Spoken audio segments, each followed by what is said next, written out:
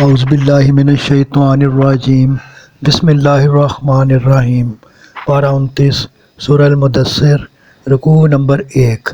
حضور صلی اللہ علیہ وآلہ وسلم کو حکم دیا جا رہا ہے کہ اپنے دامن کو ہر طرح کی آلودگی سے محفوظ رکھتے ہوئے دعوت کے کام کا آغاز کریں اور اپنے رب کی عظمت کا اعلان کریں، لیکن اس راہ میں بڑے بڑے خوشحال اور قیادت کے خواہش مند لوگوں کی مخالفت کا سامنا کرنا پڑے گا، لہٰذا صبر و تحمل سے کام لیں اور ایسے لوگوں کا معاملہ مجھ پر چھوڑ دیں۔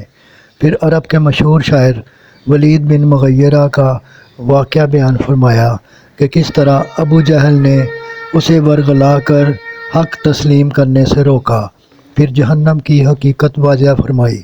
رکوع نمبر 2 فرمایا کہ دوزخی خود اقرار کریں گے کہ وہ نماز ادا نہ کرتے، محتاجوں کو کھانا نہ دیتے، دنیا کے دھندوں میں پھنسے رہتے، روز آخرت کے منکر تھے، یہاں تک کہ ہمیں موت آ گئی۔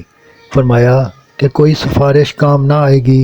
ان کا یہ مطالبہ کتنا غلط تھا کہ ان سب کو اللہ کی طرف سے کھلے خط ملنے چاہیے تھے جن پر محمد صلی اللہ علیہ وآلہ وسلم کی رسالت کی تصدیق ہوتی۔ صدق اللہ العظیم۔ گزارش ہے کہ چینل کو سبسکرائب کر دیں اور گھنٹی کے بٹن کو دبا دیں۔ دعا ہے کہ اللہ تعالیٰ آپ کو صحت و تندرستی والی زندگی عطا فرمائے۔ آمین آمین آمین یا رب العالمین۔